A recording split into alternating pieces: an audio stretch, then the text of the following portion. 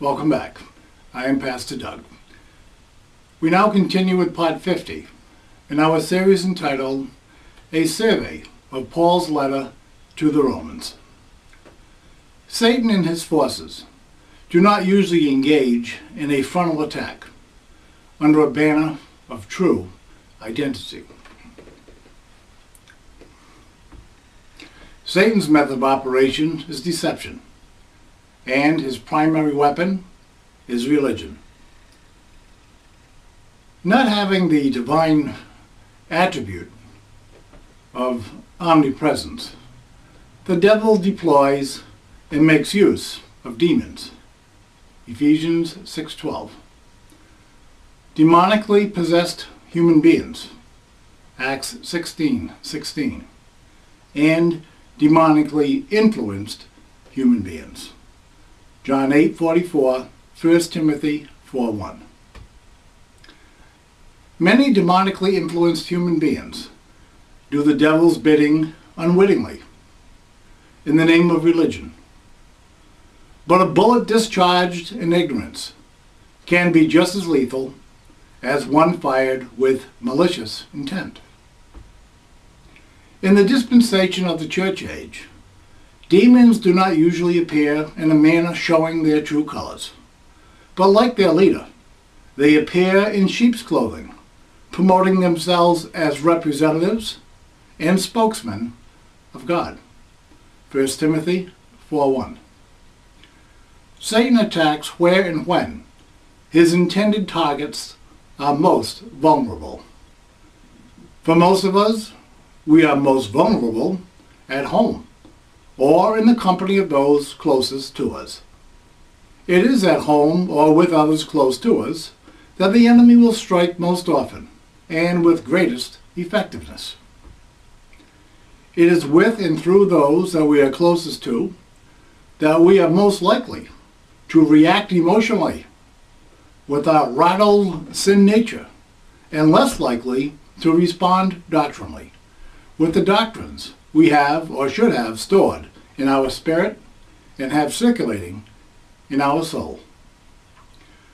The attacks will not always involve a temptation to overtly sin, but most often will involve something that will distract us from what really matters in life.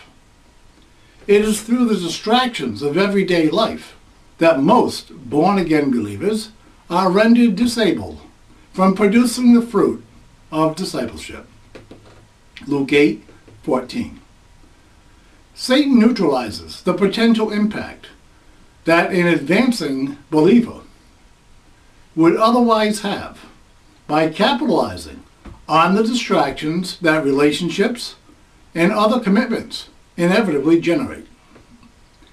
In addition to what appears to be the distractions of everyday life, dealing with our own internal conflict, we have the competing effect of all the fallen, self-centered natures of those with whom we share our home and lives. When self-centered, each one of us has his own agenda that calls for the time and resources of others in our personal peripheries. Differing agendas call for differing priorities. There are only so many days in a week, and only so many hours in each day. To the extent that we favor one object or priority, we neglect another. Favoring a relationship with a mate over one's relationship with God is as old as the Garden of Eden.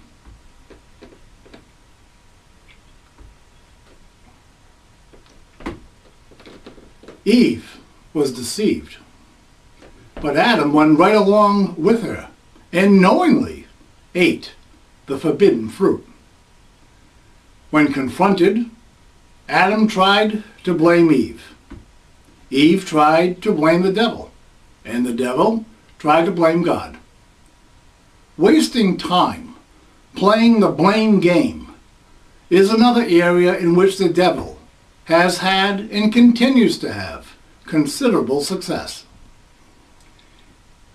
It is the one that God places in the position of authority that is ultimately responsible for all that goes on or fails to materialize. Those in positions of authority can delegate the function to others, but not the responsibility. Adam, Abraham, Moses, Jacob, Saul, and David were all great men of God, but all of them had serious issues at home.